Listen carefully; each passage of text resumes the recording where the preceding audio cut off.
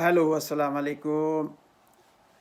जीअं त वक़्तु ब वक़्तु मां अव्हांखे कुझु ख़बरूं ॾींदो रहंदो आहियां ऐं असांजो कमु आहे वाक़ा करणु, मूं बसि ॿुधणु कमु बरोच जो। सफ़ा हथ ते हथु रखी वेहणु बे गुनाह आहे। त कल्ह खां वठी तव्हां जेको आहे सो ॿुधो हूंदो त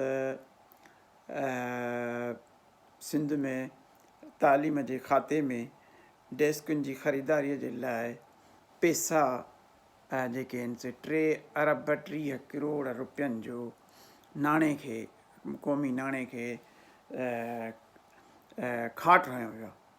उन में ट्रांसपेरेंटली इंटरनेशनल सिंध हिननि खे लिखियो आहे त तव्हां जेका डेस्क हुई 5700 जी, उहा 29,500 में ख़रीद करे रहिया आहियो ऐं उहा जेका डेस्क जी जेका प्रोक्रेटमेंट आहे या ख़रीदारी आहे 320 सैकड़ो वधीक आहे।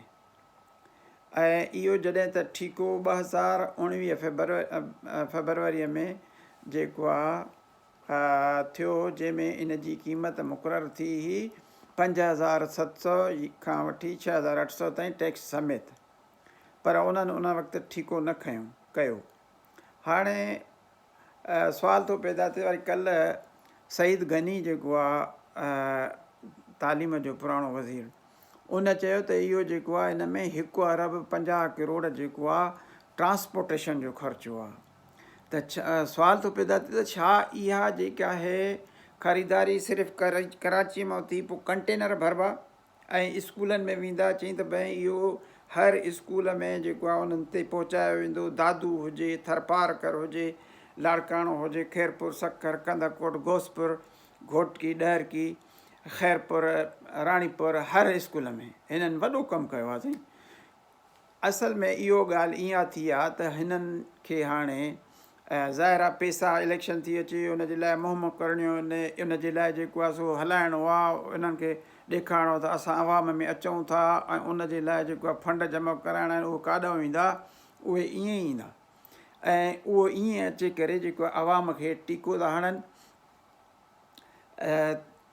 थियणु त ईअं खपंदो हुयो त जेको लोकल स्कूल आहे उनखे चवंदा बाबा हेतिरियूं जेको आहे ख़रीदारी कर, उते उहो टेंडर कंदा, लोकली जेको आहे परचेस थियंदा ऐं सिंपली हर स्कूल जी वधि में वधि कंहिंजी जेका आहे 50,000 डिमांड हुजे हा, कंहिंजी 1,00,000 हुजे हा। हे अरब आहिनि, अरब माना उहो इहे जेके न इहे पैसा कराचीअ खां वठी कश्मीर ताईं इहे विछाइबा वञनि त इहे जेके आहिनि से विछाइजी वेंदा, इहे रस्तो ठही वेंदो, उनजे मथां तव्हां पैसनि जे मथां हलो। त एतिरी वॾी करप्शन, एतिरी सिंध जो अवाम बेवकूफ़ आहे।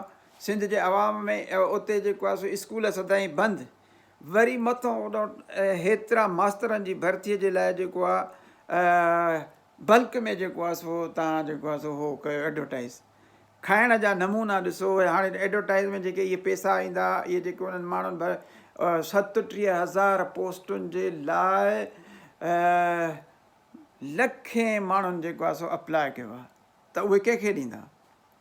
तालीम ते वॾो इन्हनि जो उहो आहे फोकस आहे त इनखे कहिड़ीअ तरह सां तबाह कयो वञे, इनखे कहिड़ीअ तरह सां बर्बादु कयो वञे। यकीन कयो त मां वियुमि ॻोठ ॾे, जॾहिं पंहिंजे शहर में पंहिंजे कॉलेज में, त उते पुराणा शयूं, पुराणा एपरेटस, पुराणियूं हर शइ पियूं आहिनि।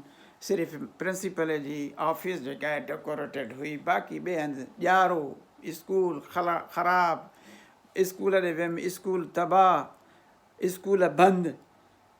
थर में जीअं सरदार शाह पाण चयो आहे त 600 अलाए घणा स्कूल आहिनि जेके अरबाब जे विसिनिटी में, उहे जेके आहिनि से बंदि आहिनि।